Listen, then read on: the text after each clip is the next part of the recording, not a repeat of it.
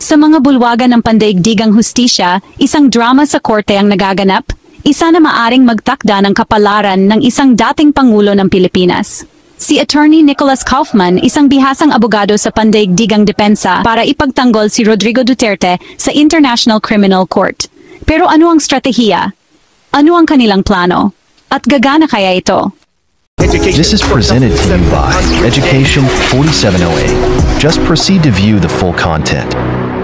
Si Nicholas Kaufman ay hindi na bago sa mga malalaking kasong pandaigdigan. Sa maraming taon ng karanasan sa The Hague, nahawakan na niya ang mga kontrobersyal na akusado, mula sa mga leader ng Afrika hanggang sa mga suspek sa krimen sa digmaan. Ang kanyang reputasyon, walang tigil, mabusisi, matalino sa stratehiya. Sa pagtatanggol kay Duterte, si Kaufman ay hindi lang lumalaban sa isang legal na usapin, lumalaban din siya sa isang kwentong nabuo ng maraming taon ng mga umano'y extrajudicial killings at pagsisiyasat ng ibang bansa. Si Duterte ay iniimbestigahan para sa mga umano'y krimen laban sa sangkatauhan na may kaugnayan sa kanyang madugong giyera kontra droga. Libo-libo ang namatay sa mga operasyon ng pulis, marami ang walang paglilitis. Naniniwala ang opisina ng taga-usig ng ICC na ang mga gawaing ito ay planado at suportado ng gobyerno. Pero para mahatulan, kailangan nilang patunayan ang intensyon, patakaran, at direktang kaalaman. At dito sisimulan ni Kaufman na questionin ang basehan. Una sa lahat, jurisdiksyon. Sinasabi ni Kaufman na walang legal na kapangyarihan ang ICC para litisin si Duterte. Bakit? Una, pag-alis sa Rome Statute, opisyal na umalis ang Pilipinas noong 2019. Kahit na sinasabi ng korte na may jurisdiksyon sila sa mga krimeng nagawa bago ang pag-alis, maaaring sabihin ni Kaufman na ang hakbang na ito ay nagpapakita ng hindi pagsang-ayon sa mga kasalukuyang paglilitis. Pangalawa, argumento sa soberanya. Maari niyang igiit na may gumaganang sistema ng hustisya ang Pilipinas at ang prinsipyo ng complementarity, kung saan papasok lang ang ICC kapag ang mga korte sa bansa ay ayaw o hindi kayang mag-usig, ay hindi angkop dito.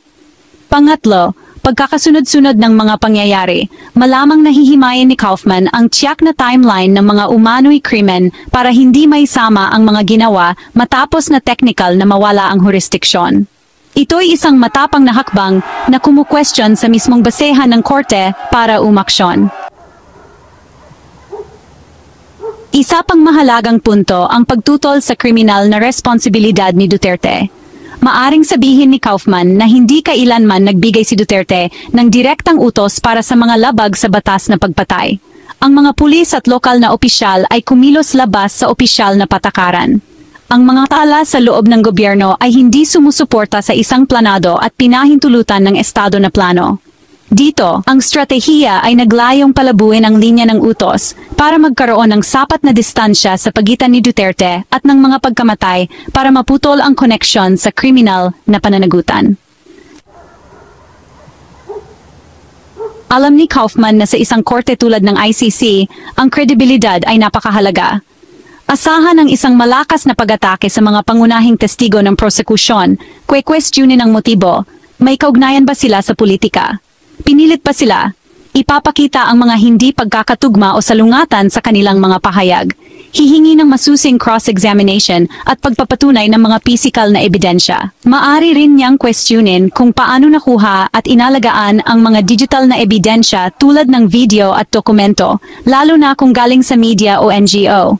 Ang stratehiyang ito ay hindi para pabulaanan ng bawat paratang, ito ay para magtanim ng sapat na pagdududa.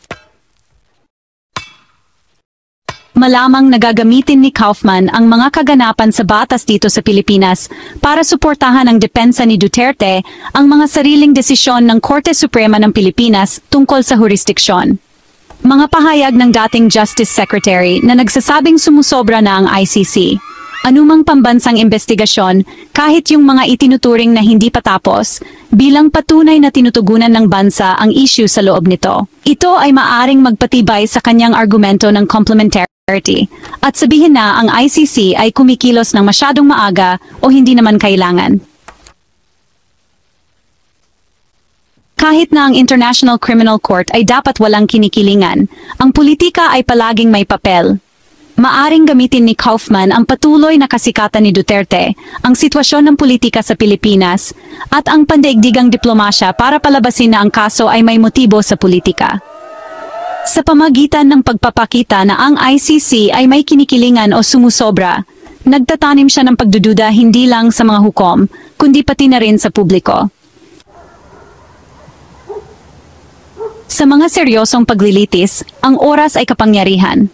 Asahan na si Kaufman ay maghahain ng maraming mosyon para maantala ang mga pagdinig, para hindi isama ang ilang ebidensya o para questionin ang pagiging patas ng mga hukom o taga-usig. Bawat pag-antala ay nagbibigay sa kanyang grupo ng mas maraming oras para maghanda, makakuha ng suporta, at posibleng mabago ang sitwasyon sa batas o politika.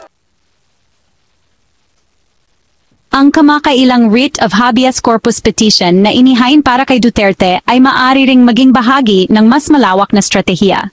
Simboliko man o stratehiko, ipinapakita nito muli na ang gobyerno ng Pilipinas at hindi ang ICC ang dapat magkaroon ng kustodiya at jurisdiksyon. Ang mga legal na hakbang na ito ay sumasalamin sa mas malawak na plano ni Kaufman, ang ipagtanggol sa pamamagitan ng soberanya ng bansa, paglaban sa proseso at pagkontrol sa kwento. Ang stratehiya ni Kaufman ay hindi para patunayan na si Duterte ay walang kasalanan nang walang anumang pagdududa. Ito ay tungkol sa pagtatanim ng sapat na pagdududa, tungkol sa jurisdiksyon, ebidensya, responsibilidad at intensyon para maiwasan ang hatol na may sala. Pero ang resulta ay depende kung paano titimbangin ng ICC ang ebidensya, kung gaano kalakas ang magiging kaso ng prosekusyon at kung paano huhubugin ng politika sa mundo ang pandaigdigang hustisya sa 2025. Isang bagay ang malinaw, si Nicholas Kaufman ay nagtatayo ng pader ng legal, proseso at political na depensa. Kung mananatiling matatag ang pader na iyon, panahon lang ang makapagsasabi. Manatiling nakatutok habang patuloy nating sinusubaybayan ang makasaysayang legal na laban na ito. Mag-subscribe, i-like at i-comment ang inyong mga naiisip sa ibaba. Sa tingin nyo ba magtatagumpay ang stratehiya ni Kaufman?